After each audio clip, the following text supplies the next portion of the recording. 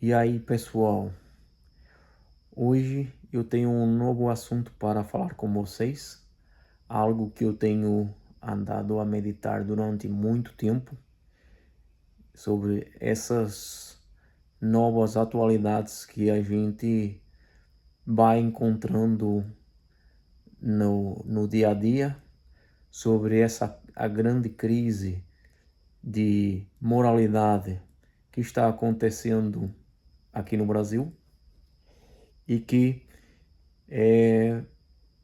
eu, estando cá no Brasil já há mais de 10 anos, tenho vindo a.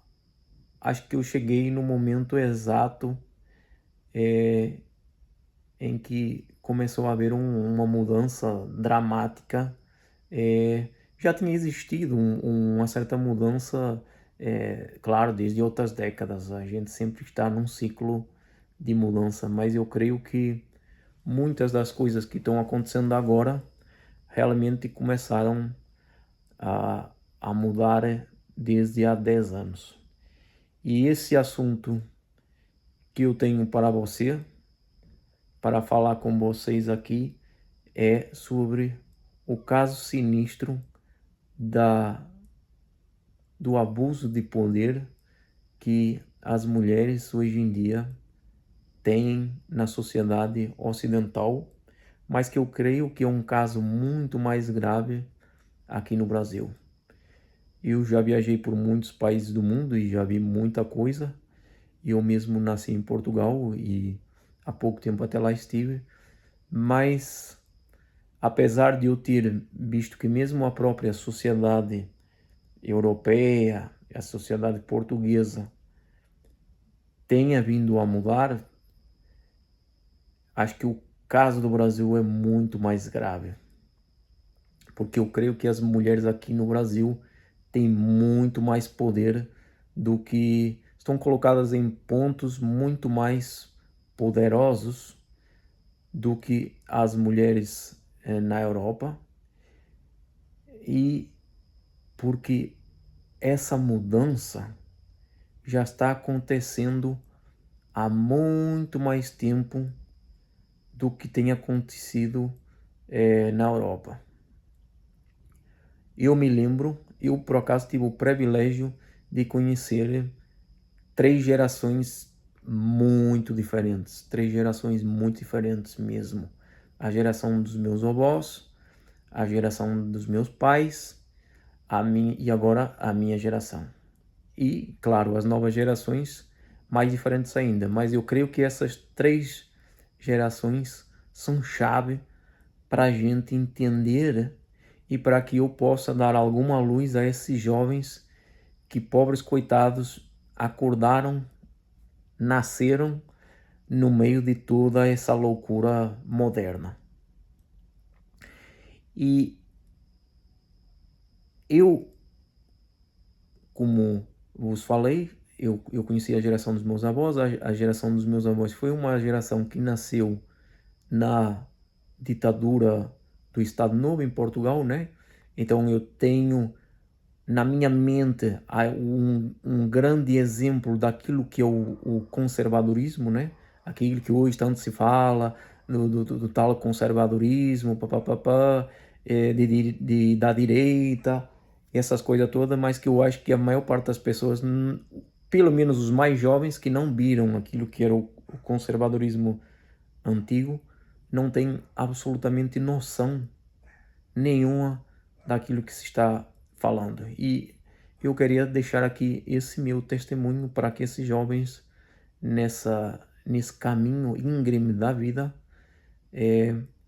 possam estar mais bem preparados para essa grande guerra pela sobrevivência nesse mundo louco que nós estamos vivenciando agora. Voltando lá ao meu início, a quando eu cheguei no Brasil, uma das coisas que eu mais achei estranho foi que, quando eu cheguei no Brasil, claro, eu comecei a conhecer, fazer conhecimento com pessoas, comecei a conhecer mulheres, né? Inclusive algumas depois se tornaram minhas namoradas. Eu cheguei inclusive a casar com uma, e nesse tempo eu sempre achei estranho, muito estranho, uma coisa. Como vocês sabem, pelo meu sotaque, vocês sabem que eu sou gringo, sou de Portugal. Então eu sempre achei muito estranho por que as mulheres brasileiras que eu ia conhecendo sempre ficavam falando mal dos caras brasileiros, dos homens brasileiros. Eu achava aquilo muito estranho, porque porque não quero namorar com brasileiro, porque eles isso, porque eles aquilo, e gringo é que é bom, e não sei o que, não sei o que mais. E eu, tá, lá, sei lá, porque elas, eu quero cafajeste, não sei o que, e eu, tudo bem, se elas dizem, deve ser porque é, lá os caras gostam muito de ficar pegando um monte de mulher, e se calhar por isso elas não gostam. Então, eu sempre achei muito estranho essa história. Todas elas me vinham com essa história logo de início. Ah, porque eu não namoro com brasileiros, porque brasileiros isso, brasileiros aquilo e tal. E eu não entendia muito bem. Mas quando eu entendi, eu parei de namorar brasileiras. E aquilo que nós estamos assistindo agora é um reflexo daquilo que eu não entendia naquela altura, que eu pensava, bem, deve ter alguma coisa de errado com os homens brasileiros. Mas na verdade não é bem assim, né? E então a mulher brasileira tem um poder absurdo nesse país. E tem um monte de leis absurdas nesse país que privilegiam a mulher. A mulher nesse país basicamente é uma deusa, e ai de quem tocar nessa deusa, porque mil e uma coisas ruins vão acontecer com esse cara. Outra coisa estranha que eu sempre detectei, mas que eu nunca. Eu sentia lá no fundo, mas eu não tinha aquela certeza para falar. Mas a mulher brasileira não parece que ela namora com alguém porque ela tem interesse em constituir uma família, em ter um relacionamento, depois ter uma família, depois ter os filhos. Não, mulher brasileira não me parece assim. Eu digo isso porque eu namorei com mulheres de outras nacionalidades, né? Então, não é que não possa haver semelhanças, mas eu creio que isso aqui é muito forte nas mulheres brasileiras. A mulher brasileira, quando namora, ela namora com você porque ela tem um interesse, algum tipo de interesse, quer seja. Eu conheci gente que queria que eu levasse elas para viajar, conhecia gente que queria que, naquela altura ainda não havia facilidade para ir para Portugal, né? Então eu percebia que no fundo eu estava ali ser usado para que essas minhas namoradas pudessem ir para Portugal. Eu percebia que não existia ali uma certa seriedade, uma honestidade sobre qual era o real objetivo daquele relacionamento. Ou então gente para obter vantagem só para ficar vivendo à minha custa. Então é um tipo de relacionamento muito vazio. Não existe aquela real seriedade em constituir uma família. É mais uma maneira de a pessoa ficar ali, tipo, tô te usando, você até você não serve mais para nada, e quando você não serve mais para nada, você é basicamente descartado. Se você não serve à finalidade, você é descartado. E eu digo isso com. Não é que no Brasil, eu não estou dizendo que 100% das mulheres brasileiras são assim. Tem umas poucas que não são assim, mas são muito poucas. A grande maioria, realmente existe aqui uma procura por tirar vantagem da outra pessoa, não é uma coisa séria, uma coisa, um interesse que a pessoa tem ali. E então eu digo isto porque eu vejo um grande desespero nesses jovens brasileiros, que eles não entendem exatamente por que é que eles estão, por que é que eles são tão crucificados, porque esse é a chave certa. Eles são basicamente crucificados pelas mulheres brasileiras. eh, e eu vejo coisas absurdas, tipo, eu vejo caras jovens com todo, toda uma vida pela frente. Quem me dera eu ter a idade daquela gente, 20 e poucos anos, ter uma idade daquela gente, e os caras se ajoelhando, entre aspas, né, com, andando atrás de mulheres que são muito mais velhas, que já têm filhos de outros caras, que eu não consigo entender realmente como é que um jovem consegue eh, olhar para isso e, e ver algum valor, porque não é esse, não creio que seja esse o desejo de todo homem. Todo homem eh, tem um desejo claro, a gente sempre procura a mulher perfeita. Eu não creio que uma pessoa que já é mais velha e que já tem vários filhos eh, de outros homens. Todos os homens querem ter sua própria família, né? Sua própria linhagem, na linguagem antiga, linhagem. eh, Vocês entendem, né? É tipo, quer passar sua hereditariedade, quer criar sua própria família, quer ter o seu próprio. É um desejo intrínseco do ser humano, aquele desejo tribal da, desde o início da humanidade, né? É, de, existe essa ideia no ser humano desde os tempos remotos da humanidade, né? A gente mesmo, se a gente for ver a Bíblia, e essa outra coisa absurda que eu vejo, muita distorção da Bíblia nesse país, mas existe na Bíblia a ideia do homem criar sua família, das nações que Deus cria, né? Através dessas famílias que vão se multiplicando ao longo dos tempos. Então, é um desejo intrínseco do homem ter sua própria família, ter sua própria descendência, passar sua descendência, é uma parte absolutamente essencial da vida. E um homem que se dedica a uma mulher que já tem filhos de outro homem, muito dificilmente vai conseguir isso. Por quê? Por quê? E aqui é que está o ponto fundamental. Porque a gente pode pensar num monte de. A gente pode ser inocente e pensar, não, coitado, as crianças as crianças não têm culpa, é, elas têm. O pai delas. É outra coisa absurda da América Latina.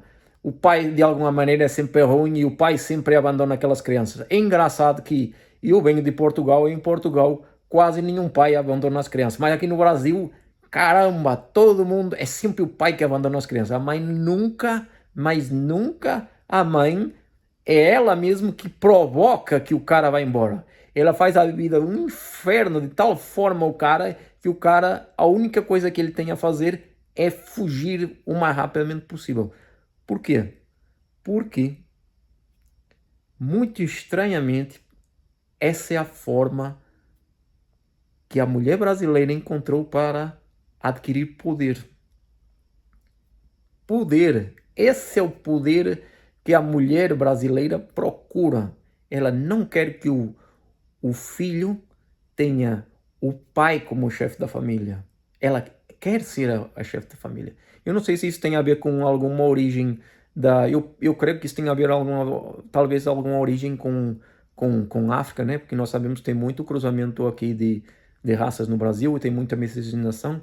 E eu creio que isso é uma ideia que vem de África, porque nós sabemos que as mulheres, e eu não estou aqui a falar que são especificamente as mulheres negras, não é isso que eu estou dizendo, mas nós sabemos que em África existe mais a cultura de que a mulher negra geralmente é mais, é, é, tem mais liberdade, tem mais poder do que o homem, porque lá em África o cristianismo, né, não foi tão forte lá como na Europa, Então não existe tanto esse conceito de família não é assim tão forte quanto ele é na Europa. E geralmente as mulheres têm mais a tendência a liderar famílias, mesmo que sejam mais solteiras, mas têm mais a tendência a liderar famílias. Então eu creio que essa influência está presente no Brasil. E, e então é isso que eu vejo. Até porque existem sociedades matriarcais, né? E as sociedades matriarcais, eu não vou aqui entrar em detalhes porque existe muita complexidade nisso, mas as sociedades matriarcais, uma das características que elas tinham era de facto, nos tempos em que não se sabia como é que acontecia a procriação, né?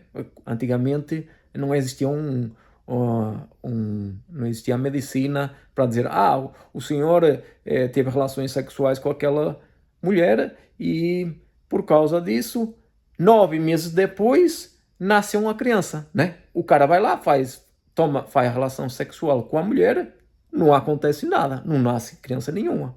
Então, naquele tempo, as pessoas não sabiam que a procriação acontecia porque o homem tinha relação sexual, porque quem é que se vai lembrar que, de repente, a mulher começa uns meses depois a ficar grávida, só meses depois mesmo é que a barriga começa a se anotar ali na mulher, quem que vai adivinhar que foi o ato sexual que provocou aquilo? Ninguém. Então, não havia essa ideia de que o homem é que passava a sua genética através do sêmen e que depois a mulher engravidava e que 9 meses depois, pum, milagre, uma criança dava à luz. Então, não havia essa consciência nas sociedades matriarcais. Então, o que a mulher tinha? A mulher tinha vários parceiros sexuais e ia fazendo sexo por ali. E como ninguém sabia que aquilo era a causa, a relação sexual do homem com a mulher, todo mundo achava que a mulher simplesmente ali fazia, as crianças nasciam porque a mulher dava luz, né? Tipo, não havia essa ligação causa e efeito nisso aí.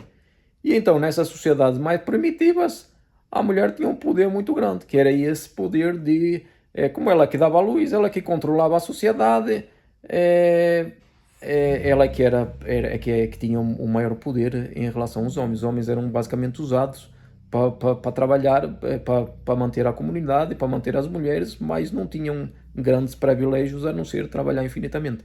E é exatamente isso que eu vejo, esse querer das mulheres no Brasil tomarem o poder e implementar uma sociedade exatamente desse jeito. E isso é preocupante, porque nós estamos numa sociedade moderna, como nós sabemos, uma criança não nasce só ali dos poderes mágicos de uma mulher. Não é uma mulher que simplesmente dá à luz e simplesmente nasce uma criança. Existe um pai, a criança quer a mãe, quer o pai. Já vi aí uns psicólogos a ver estalhados. Não é preciso pai para nada, a mulher cuida e faz tudo e tudo bem. E depois, o que acontece é que a criança é que vai sofrer os efeitos psicológicos da falta de presença do pai. E isso é muito claro na América Latina, muito forte. Para quem é de cá, não nota isso, mas para quem vem de fora, a gente nota assim um absurdo, uma diferença brutal assim na personalidade das pessoas que esse cara nunca teve um pai na vida. Oxe, então como é que o pai não deu a esse cara sei lá, uma disciplina, não deu uma ordem na vida dele, não incutiu nele uma disciplina para ele. É aquilo que a gente chama de não fez dele um homem.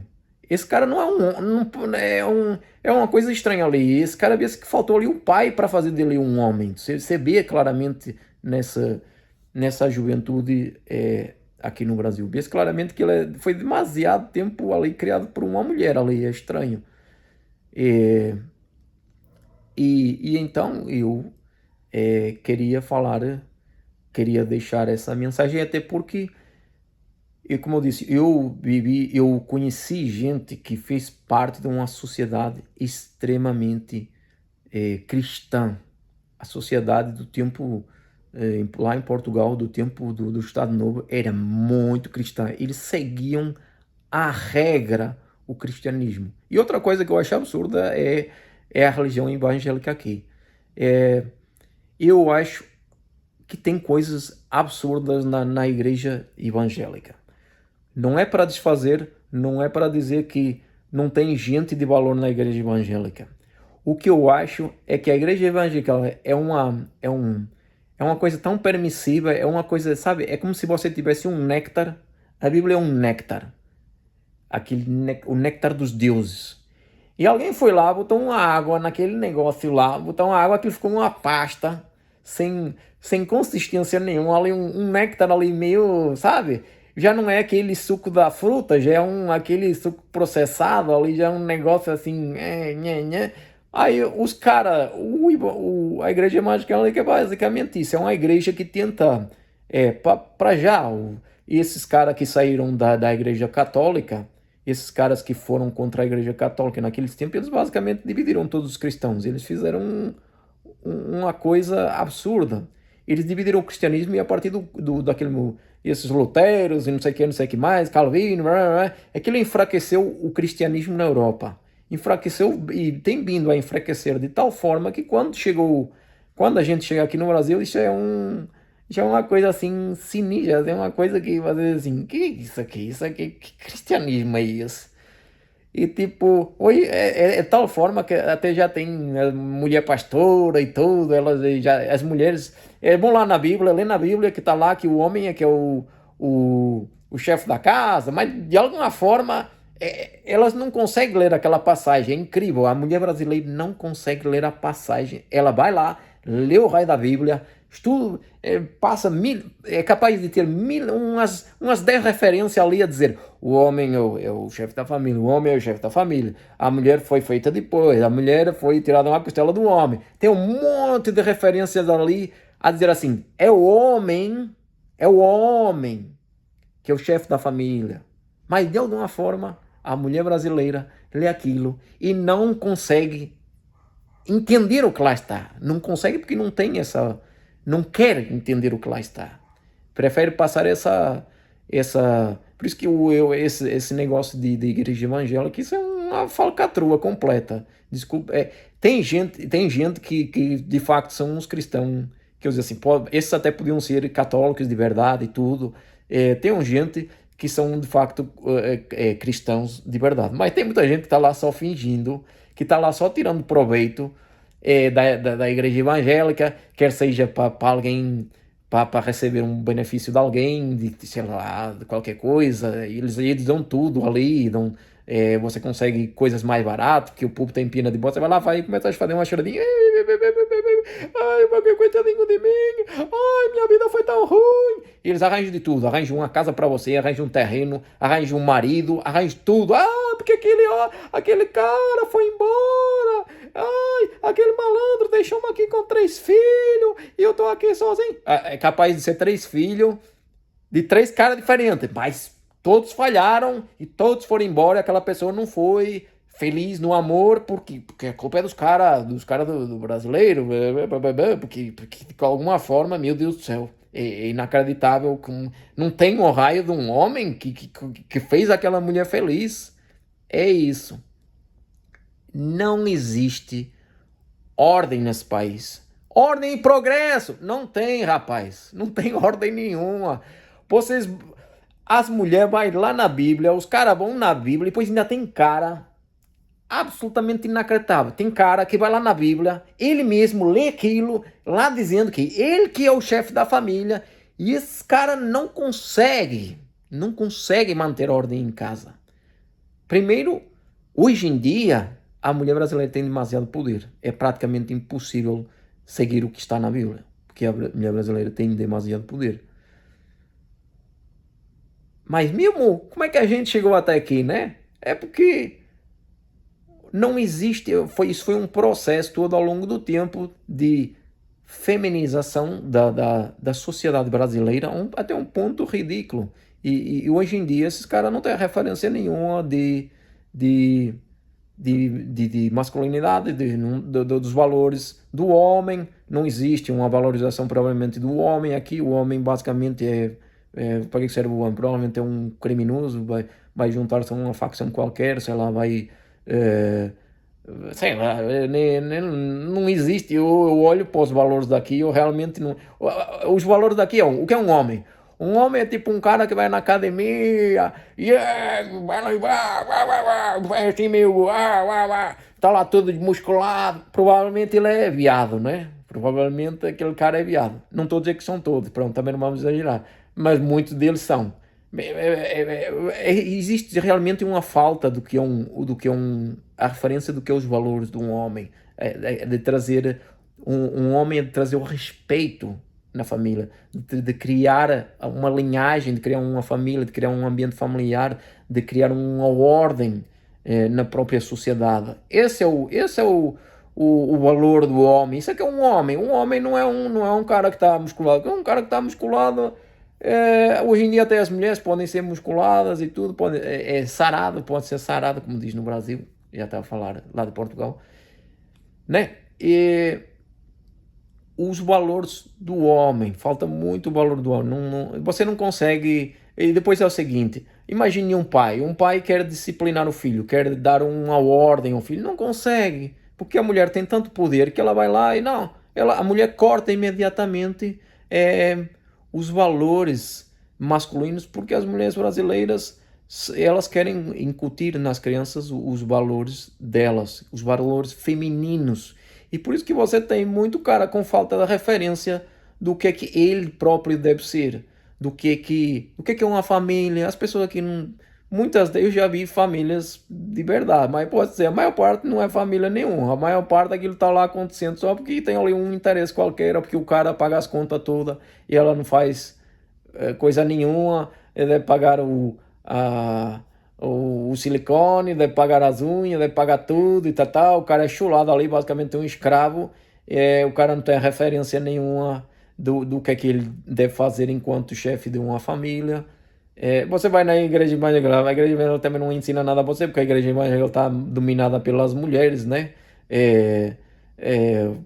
Enfim, é uma falta de noção absolutamente incrível. Então você tem lá, o cara vai lá, né, uma coisa absurda, e esse é um ponto absurdo que eu acho da igreja evangélica, que é surreal, que há uma grande diferença da igreja católica. Eu não vou falar da igreja católica no Brasil, porque eu também não conheço muito. Eu já vi que não é exatamente a mesma coisa a igreja católica no Brasil que a igreja católica em Portugal, infelizmente.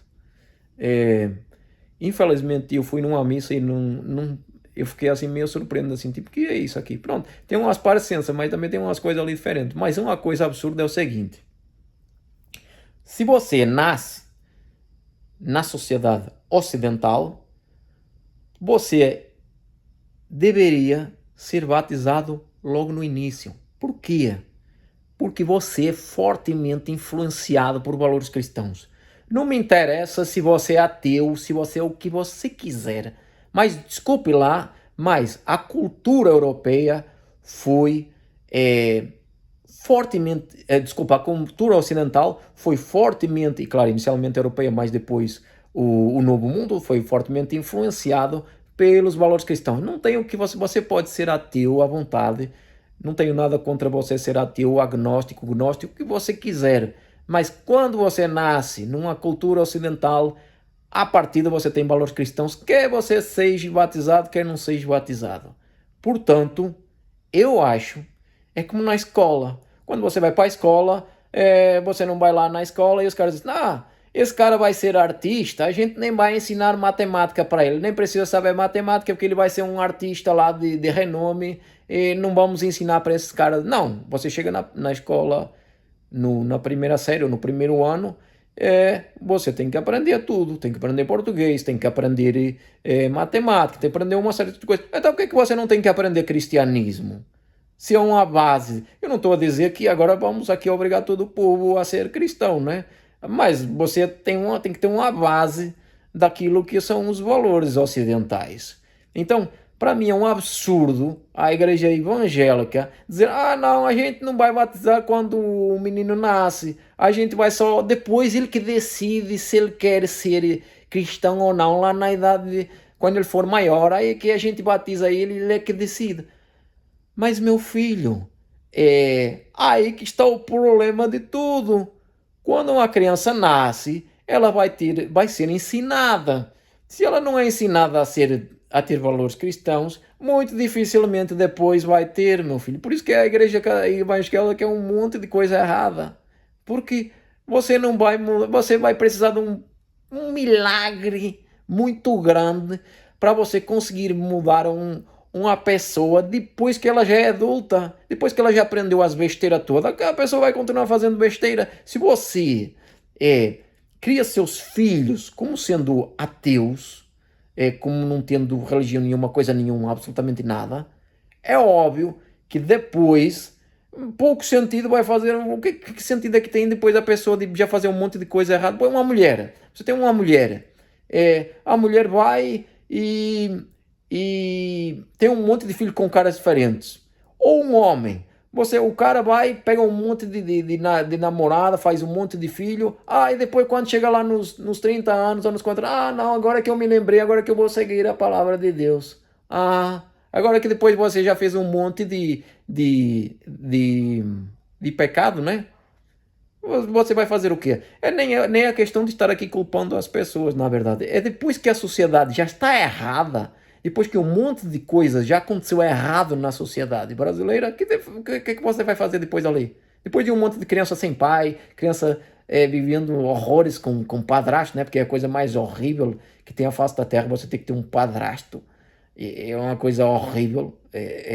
A maior parte das crianças preferia muito mais o amor do pai, só que, claro, não tem o pai, que amor que vai ter do padrasto não vai ser de certeza absoluta. Então o que é que sobra? Se agarrar à mãe, só que a mãe passa a ser omnipotente, né? Passa a ter um poder absurdo sobre aquela criança, se for menina, tudo bem. Se for homem, não vai ter referência nenhuma do que é os valores masculinos. Então, cara, tem uma música no Brasil que diz: pau que nasce torto nunca se endireita. Depois que você tem uma sociedade crescendo totalmente errada, você vai fazer o que depois? Depois vai ser um caos absurdo, que é o caos do Brasil, que é isso que se trata desse país. Por que esse país é tão caótico? É por causa disso. Porque não tem logo no início, as crianças não são ensinadas, basicamente pode fazer o que der, né? Qualquer coisa serve. Não são ensinadas com valores religiosos, pois claro, é difícil, mas depois o futuro todo mundo pertence a uma facção, fazer, depois a gente vê muitos aí, esses influencers, esses MCs, top de linha, que todo mundo segue, todo mundo idolatra, depois vai ver, tá tudo ligado com o tráfico de drogas, com não sei o quê, que faz lavagem de dinheiro, pô, não sei o quê, não sei. Depois, no fundo, o Brasil é uma grande fábrica de exportação de drogas, né? E depois, claro, existe uma criminalidade absurda, claro. Você nasce com uma criança. As pessoas que deviam ensinar você o que é correto e o que é certo e o que é errado dizem que não existe diferença nenhuma. Quando você chega na adolescência, qual é a coisa mais fácil de você fazer?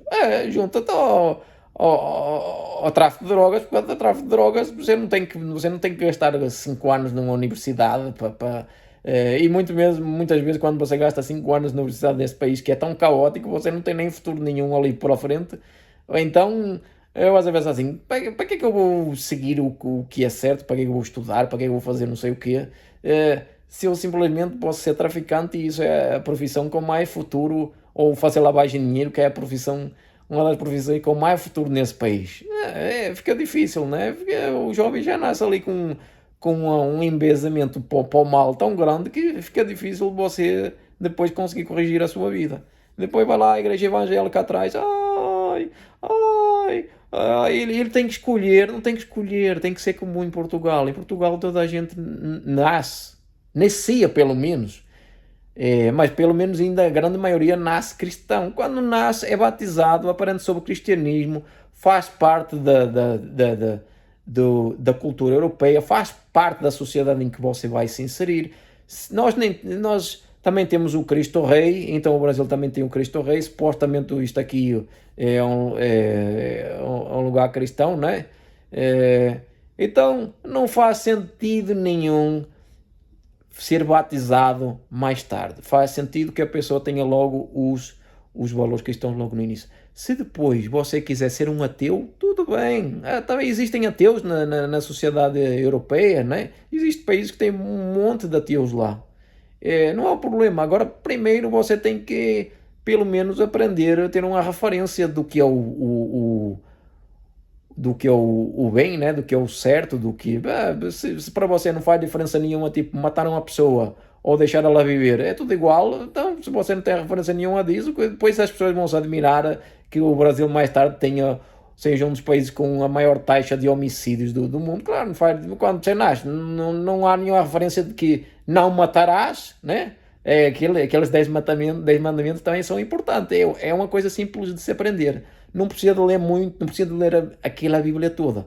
Os 10 mandamentos, né, aquilo é uma referência ali absurda. Né? Não vais andar, não vais ser talarico, não vais andar atrás da mulher do outro, né? É importante. Basta só aqueles 10 mandamentos ali, aquilo já dá uma referência brutal para uma criança, né? Portanto, convém que a criança seja batizada logo no início, que tenha uma referência de cristianismo logo no início, e depois ela decide se ela na frente quer andar a fazer asneira, né? Quer andar a fazer besteira, aí depois ela decide se ela já, isso aqui de cristianismo mas por isso que a sociedade na Europa tem mais organização. Hoje já está a virar um causinho, né? Já estamos a ver ali um caos, porque já está a começar a haver muita imigração e aquilo já é uma confusão danada. Porque andam uns tipos lá já a inventar também esses tipos da ordem e do progresso, que não tem ordem nem progresso nenhum. Já andam para lá também a inventar umas coisas lá, a tentar alterar o funcionamento das instituições europeias. Mas por isso que a Europa é aquilo que é, né? Tem uma grande história, porque primeiro você aprende o que é certo, e depois, se você quiser fazer o errado, aí já o problema já é seu, porque quem vai preso é você, mas pelo menos você não pode dizer que ninguém lhe avisou. Ao contrário que no Brasil, que ninguém avisa você e você simplesmente vai fazer besteira por ali acima, e depois quando você vai ver, você já tomou um tiro, já morreu, ou está preso, ou o que é que seja. Enfim, voltando à questão do excesso de poder da sociedade feminina no Brasil, é isso que está a acontecer. Basicamente, o Brasil está a cair numa sociedade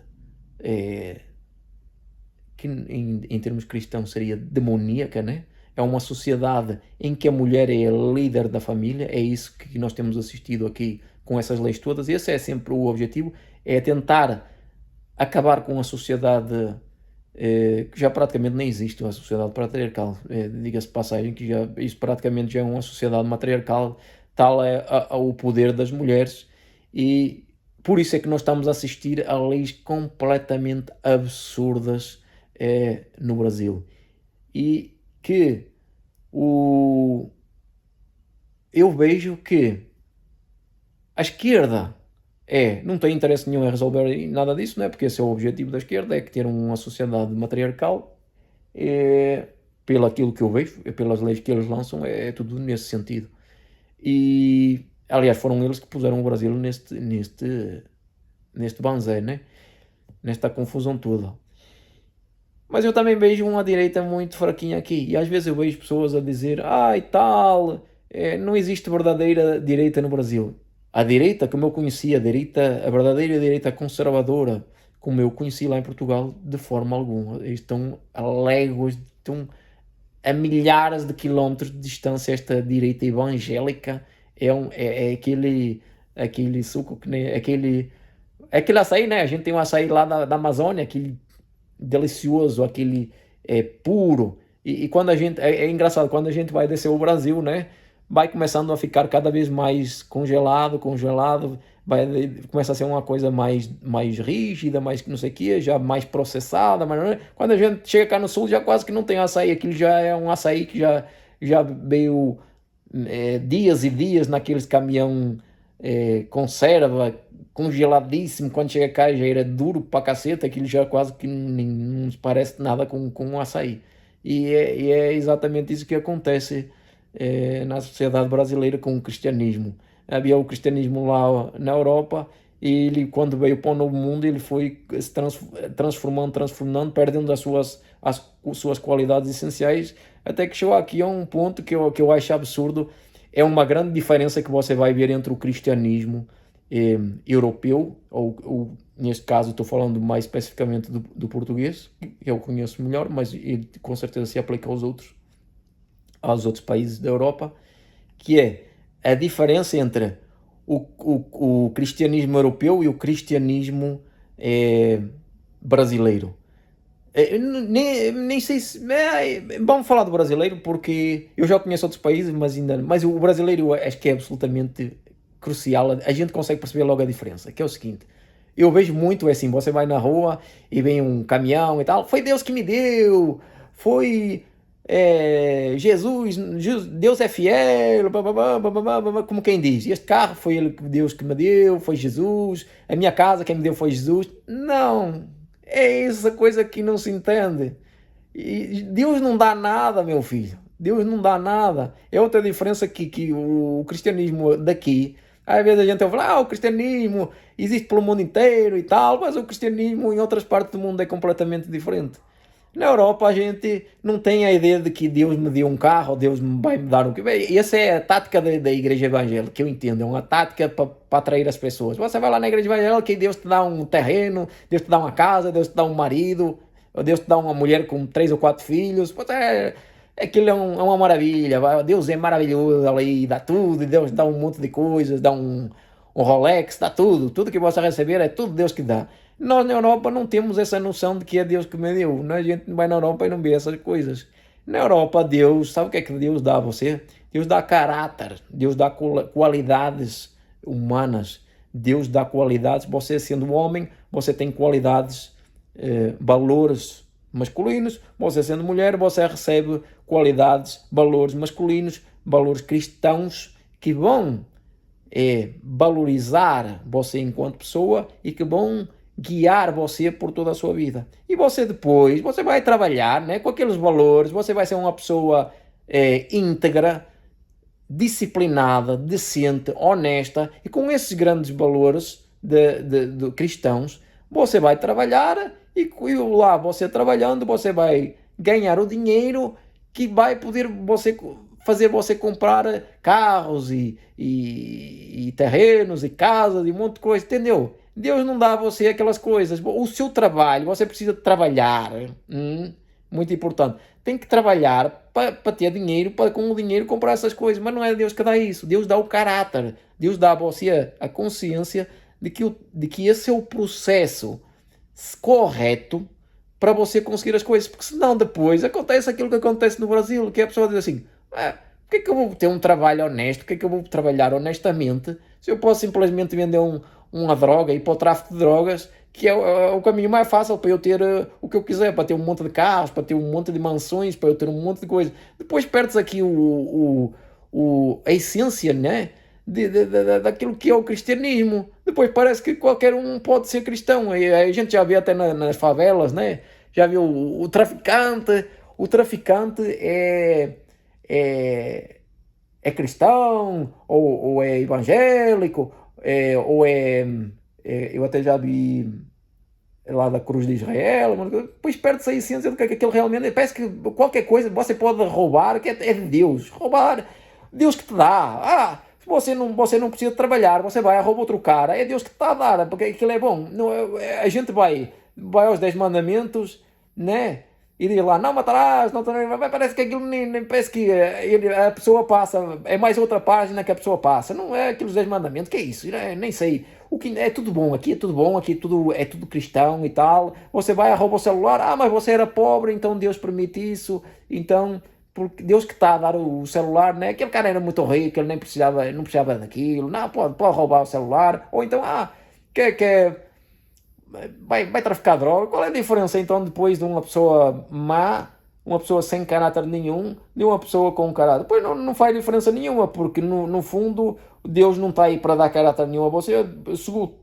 Segundo a teoria aquilo que você vê na maior parte das igrejas evangélicas, Deus vai te dar a igreja evangélica fica ali a distribuir coisas e você não aparenta realmente aquilo que é a essência do cristianismo, que a essência do cristianismo é você ter qualidades humanas para você viver em sociedade. Depois ali a igreja evangélica, tipo, eles que ficam para ali, você faz coitadinho, eles arranjam uma casa para você, você faz coitadinho, eles dão um marido para você, para pagar os seus filhos, porque você não consegue manter 3 ou 4 filhos, dos outros casos que você já teve, ou porque arranjam uma casa para você mais barata, porque você é da lá da seita e não sei o que, não sei o que mais, né? Depois a pessoa não está ali a aprender realmente aquilo que é o cristianismo, está simplesmente ali por interesse.